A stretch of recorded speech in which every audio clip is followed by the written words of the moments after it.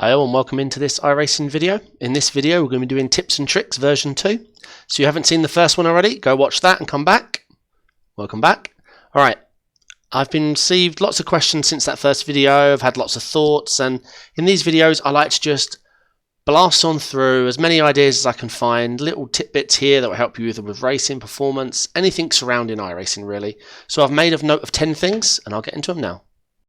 Okay, my first tip is to do with pedal management, in particular probably to do with the brake. Now, I'm sure you've yourself and or seen YouTubers come back into here on a per car basis.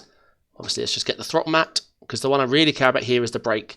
If you're using a load cell pedal, or you've got some adjusters or spring adjustments that you've made, and you're trying to find the right balance in the car, sometimes you will depress your brake, get it to roughly here on the left, that number you're trying to get, or if you had a number previously, so let's do 90 and come back off, we hit done, set the clutch, perfect. So this might be to help dial in that you don't want your car to lock up, you're trying to set your load cell to hit just before the moment of lockup, so that's great. So let's say we're happy with that 90, but we do some testing and we want to dial it in or back a bit. Now, it appeared from all the research I was doing, the only way to do it would be to go back through throttle setup, come back into the brake and spend time getting it just right to hovering my foot. You get the point. Not perfect. So what we need to do, head over to your Explorer, head over to Documents, iRacing, inside iRacing, jump into your Setups folder, find the car in question. So, for example, the BMW M8 GTE. Open your Joyca lib file, Notepad will do.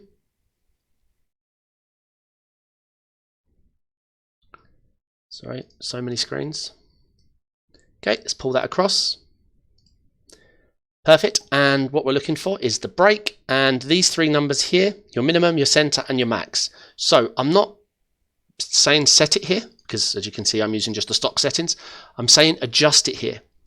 If you've set the BMW, for example, which is quite heavy, and your load cell you're finding you're locking up, if you want to get heavy on your pedal and you've dialed in all your Fanatec settings or Logitech settings or Thrustmart settings and there's no more maximum you can have and you're looking to dial it back a bit, you could take the minimum and the center adjustments, move them either direction, give it a test out on the track and see if that's better dialed in for you. Added benefit of this is we are just working with the wheel in question and the car in question. This is the BMW M8, so you're not going to mess with any of your, for example, I run the Skippy and the F3. You're not going to be messing with your brake to do with that car at all. So really beneficial. The only setting you need to make sure you've got ticked, because obviously I have it ticked for every car, is this: use custom controls for car. I think you need to make sure that's ticked, hit done, and that I believe generates the actual file we just edited. I think without having this set, you're not going to have that file to go in and edit. So that's my first tip. And let's get on with the second one. Okay, my second top tip is to do with field of view on the virtual mirror. I find the iRacing default, so we're talking about the mirror up here. You can change it in the settings, or if like me, while you drive, while you're practicing, you want to work on it. I think the default's all the way up at 110. Now, there's no other cars in this track, but you want to find a number. I know I bang on usually about field of view being seriously accurate, and while that it's to an extent true, less so in your virtual mirror. You want to make sure you can see everything you need to see, and two, that the relative distance to the car behind. Let's say your relative's 10, you're a second and a half back. You want that to line up with how you imagine it in your virtual mirror. How I find the 110, which was set, let me get that back, as default in iRacing, a second and a half, I'd look in my mirror and they look 3.5 back. Personal preference and how you have your monitor set and your graphical settings and how much resolution you're running, etc, etc. Your mileage may vary. The point of this tip is make sure you set it. Make sure you find something you're comfortable with. Do some laps, do some practices, test with the AIs. You want to be able to see, it depends if you use the what mirrors you use as well, or for example in the BMW I have this screen, but this mirror you really want dialed in just to make sure you get a good relationship to the distance of the cars behind. Sure, you can adapt, but I could not adapt to the 110 iRacing had. I changed it long ago and it was a setting I just wanted to make sure that you guys are doing something with. Okay, that's all for that. Okay, tip 3. This is to do with practicing out on track and where we usually run. Let me bring it onto screen, sorry, because it's actually hidden behind my camera for most of my races. Hello, there you go. Right, so I'll pull that out for now. So you can see I'm set to all-time best lap. Let's cycle that through. So I'm sure you guys, much like me, we do lap after lap after lap trying to improve our best lap time when we're trying to hot lap and, you know, find our maximum. One thing I want you to be aware of is the setting called all-time optimal sector. Okay, so let's get on track so you can better see this. So much like me, I'm sure that you do a good lap, you start falling into the red, and you abandon the lap, and then next lap you're going to work on setting a faster lap. That's great. What this allows you to do is practice each sector. So we've got 5 sectors here. This is obviously our out lap, and I think I just crossed the line, which would be smart.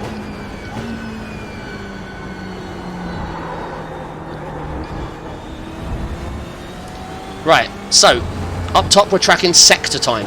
At the end of the sector, there you go, it just reset. Now we're battling this sector. So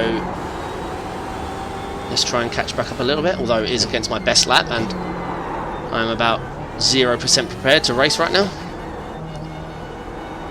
So we're green for this sector. At the end of this sector, the delta up here, oh, trying to use the mouse at the same time, this is the thing that's resetting. So sure, you do get sector analysis when you're doing all-time best lap, but this lets you run. You ruin a lap, you have 2 sectors left in it while practicing. This lets you practice just those sectors at a time, nailing them.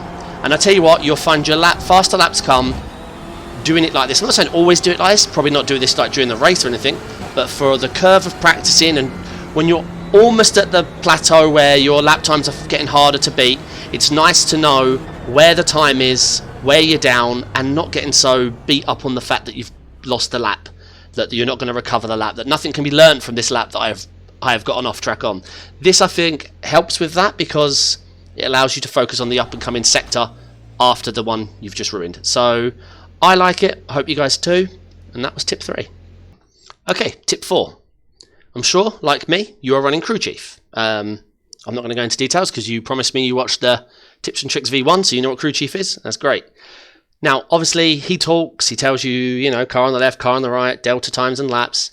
Now, what I didn't do, well, I've done it now, but it was actually a YouTube commenter, I'm afraid, I can't remember which one, but one of you great guys out there, who pointed out I'd left my iRacing spotter on. So I just wanted to show you guys how you get that turned off. Now, I don't just turn the iRacing one off, I set him to text only. So you head over to, options, sound, spotter. Make sure he's ticked, you know, there's no harm in having multiple spotters when the fact you can have it in text only mode. So he won't talk, he'll put the messages up on the screens that you're still used to, so you can hear Crew Chief and see the iRacing spotter, which is great. You've got the mix of both worlds there. So if you want both, or if you prefer it the other way around, however you like to run it, once again, this is just showing you tidbits that I found around iRacing to try and help you. So I think that's a good one. All right, that's tip 4. Tip 5 is staying on the subject of Crew Chief. And this is a problem I had that someone in my Discord helped me out by the name of Mod. Okay, so you're running Crew Chief and you're in a big field. One of your first ever races in a big field. I don't know, 25 cars. And you're being told by your Crew Chief a position that you're not in. Very annoying, very confusing. Whether you're chasing down 15th, yet you're in 17th, or he's reporting you're in 14th when you're in 18th. If you guys are running at the front, you probably might not have this problem, but it is a problem, and it's not a Crew Chief problem. It's a graphical setting in iRacing, so options, graphics. This max cars, which, not to go into the guts of it, it obviously helps with performance by lowering it because iRacing won't load in as many cars visually and statistically, so you can get more performance out of a lower end machine, blah, blah, blah. Okay, so having this number too low, so I've got mine set at 20, that's just because of the series I'm running, it's running okay. If you've got this set to 10 to help with performance, you're right, it will help with performance, but the problem is you are not letting Crew Chief see the cars. It doesn't know the data of the cars. Now this isn't just Crew Chief. I run SDK Gaming. Their analytical suite, which I run off screen, only shows this many cars. So bear that in mind. It's a so it's not a problem with third party. This is the limiting factor. So keep that in mind. Okay, tip 6 is a small one, but it's something a couple of people asked me questions about, and once you know it, it seems obvious. If you don't know it, it can be confusing. And it's to do with this screen you're looking at right now. We're out of the car. Now what this is actually putting you in is replay mode, believe it or not. So the second you exit the car, you're no longer seeing your graphical settings from your settings.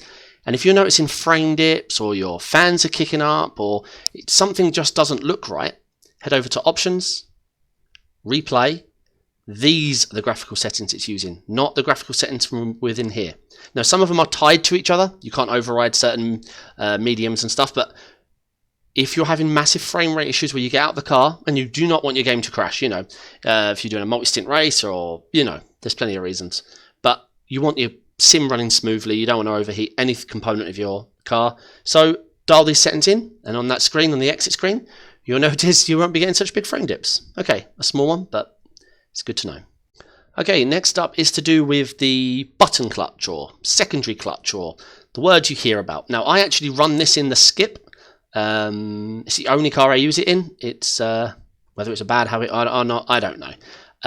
It's the only car I like to run it in. It suits it because you don't need to use the clutch on downshifts in the Skippy. So I quite like having the up to a set to a button, and then you don't need auto blip, and I find it very fast to use. Okay, I just want to show you where to set it. In Options, sorry, I've just lost it. Secondary clutch, there you go, under control assignments. You guys probably saw it before I did. Secondary clutch, you just click it, map a button on your steering wheel or button box, whatever you want. I don't map it to a button box, this is a clutch. So map it to a nice button. For example, in the Skip, I use it for upshifting. So I have it where my hand squeezes, it also squeezes the button, and I find it really quick. I do my own blipping, but obviously I don't use this in the BMW or in the Mazda, only in the Skip. But I just wanted to, if you've read people using it, this is where you map it. Don't come in here and try and edit your clutch to set it to a button. You're going to have a bad day. Map the button here, nice and easy to use, works brilliantly for me. Okay, on to the next one. Okay, this next tip is to do with the iRacing graphical bars. Bear with me, let me jump in the car. I will get rid of this window, and I will bring across this window. So as you can see, I'm limiting my frames here in this situation to 73. Let's hide it. So I don't know if you've turned on all these bars. Let me show you where you do actually. Apologies, rather than just showing you what they are. In Options, on-screen displays, show frame rate with meter, and I've got mine all set to graphical. And that gives you this bar here. So mine's off screen, it's just for me to make sure all's running well. Okay, I'm not as prepared as I need to be. I'll try and run through every bar now with you. Okay, R and G is the graphical side of it all. This R is summing up how long your GPU is taking to, how long it's taking to run all the calculations ready to create the frame per second. The purple, which you see just about, is the 15-second average. It's a double stacked bar. If you see in the purple, it's a 15-second average. The grey is a 1-second average. Okay, so you want it to the left. If it's to the far right-hand side, that's 1 second. 1 second's quite a long time for the renderer to take to calculate all the math and how long things are taking to create your frame. The G, I forget what it stands for. Doesn't matter. It's how long it takes for the frame to be drawn. Once again, from 0 to 1 second. So while the R was how long it takes to build up the math and all the queries and calculations for the frame, this is the drawing, the render time per second. So you want to keep this to the left. You want to make sure your settings are well dialed in. Yeah. The next two are to do with network speed. So L possibly stands for latency. You want it on the left. Very quick ping times to the race server, your race room that you're in currently, over to the one right hand side. I don't think it's 1 second. You want to stay away. You want to be as far left as possible. If not, check if you're on Wi-Fi, swap to cable if you can. If you can't, make sure you're in a good line of sight to the nearest router. If you're using a mesh, if you're just using the one wireless router, get it closer, get it off the ground, all the usual Wi-Fi improvements. Q, quality of service, quality. It's, I won't get too nerd on you, but it's to do with packet loss. You might have a great ping time to the server, but if packets are going lost, you might want to look at some of your router settings, PC settings. You might need to update some firmware to do with your Wi-Fi or your cat connection.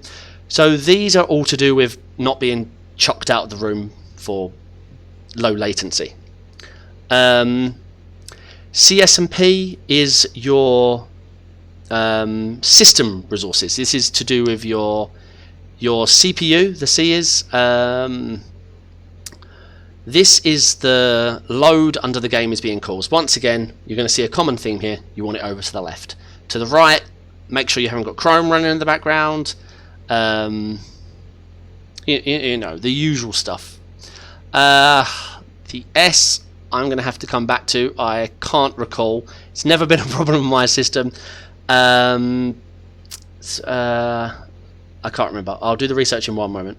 P, it's paging. This is your RAM movement of the system memory in the background. So this, you want to keep it left.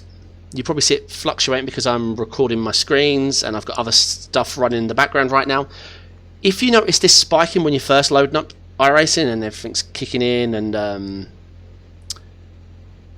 it's loading up, that's fine. If it persists for a minute or so and it starts to calm, that's normal on mid-end systems, it's fine. It's just the RAM in the background transitioning everything, whether it's caches or the problem is if there's other background apps, that's where you want to look for it. So the big diagnosis with this one is either you haven't got enough RAM, you're running too much RAM, or in your graphical settings you've got your RAM slider for allocation to iRacing set too high. Don't do that. The F is force feedback. Ignore this. This isn't left to right is bad. In the sense it is, because you never want it peaking out and reaching its maximum, because you're going to have a loss of feeling through your wheel. You know, there's only a maximum amount your wheel can give you, and if you're peaking, that fidelity from that 100 to the clipping over the edge, you won't be feeling through your wheel. So you want to. This is why setting up your force feedback. I did a video on that. I'll link it down in the description. Why setting your force feedback is so important, because yeah, I mean, I have that graph on, but I've dialed in every car, so it shouldn't be a problem. Okay, by the powers of editing, I now know what the S stands for. It stands for skew. And I did some reading up on it, and it is a little bit of a confusing subject, but it will... I've never had the problem, so I really don't know much about the S. But it can cause jitters, stutters. It's to do with almost like all the CPU calculations that are happening on your PC. It's taking a sort of a mean average time on the cycles that it's going through your processor. So as far as diagnosis, I'm not very sure. Usually you can fix most of these by making sure as many things in the background's closed, especially Chrome. Chrome is a no-no. If you have to have a web browser running in the background, there are tons of choices out there that use a lot less CPU, a lot less RAM. I'm not saying get rid of Chrome, it's my favorite browser as well, but don't have it running when iRacing's running. It's a hog. Memory hog. It can use GPU cycling. It certainly knows how to use CPU, but it's not an app that sits in the background and plays well. So there's an extra top tip hidden in there. Okay, the next tip: incident replays. Now, this is brilliant. This is something I didn't know for too long. It took me too long to find out, rather. So I've loaded up a replay here of my F3 race from a week or so ago. Let's let it play through. If I want to jump to the next incident, I hold Control and press 3 on the numpad. And what's going to happen here? Yep, bit of netcode. If I press Control 3 again, still him. Or does he hit somebody else? No. Let's skip to this. I assume he's going to spin or cut the track. Spin. Control F3. And you can do... Sorry, not Control F3. Control 3 on the numpad, sorry. There you go. Oh, double carnage. Okay, so this is Really handy. Also, you can leave it in full screen and you can scrub Control 3. Control 3. Ooh, nasty. So it lets you, especially if you can't remember the point of the track where you saw an incident happen in front of you, it allows you after the race in the replay. I mean, this is a save replay, but you can do it straight after the race once you get out of the car. You can cycle through the replays. I think it's brilliant. It's something I've started to add to the end of my videos. It's funny. It's nice to go through them, but it's also good for reviewing a race afterwards. It jumps to every driver. It's just a little bit upsetting when it jumps to your car and you know that your turn is up. Okay, my final tip, which is a plug, and I apologise.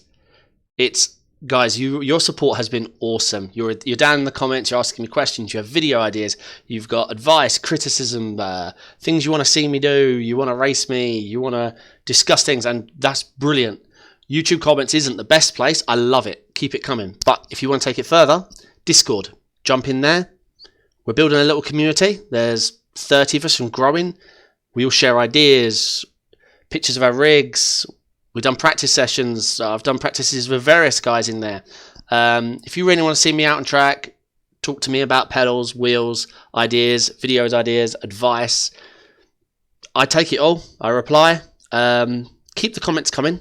I love the YouTube comments. I always reply. But if you want to go from a comment to a conversation, then this is your invite to join my Discord to all of you. So link in the description, and I hope to see you there. Okay. If I missed a trick or an idea or you have a question, keep them coming. YouTube comments are fine. Discord if you want to talk. But other than that, thank you very much. Like if you like. Sub if you want to see my next video, which is coming real soon. Bell notification if you want to know exactly when it drops. But other than that, guys, I'll catch you in the next one. Thanks.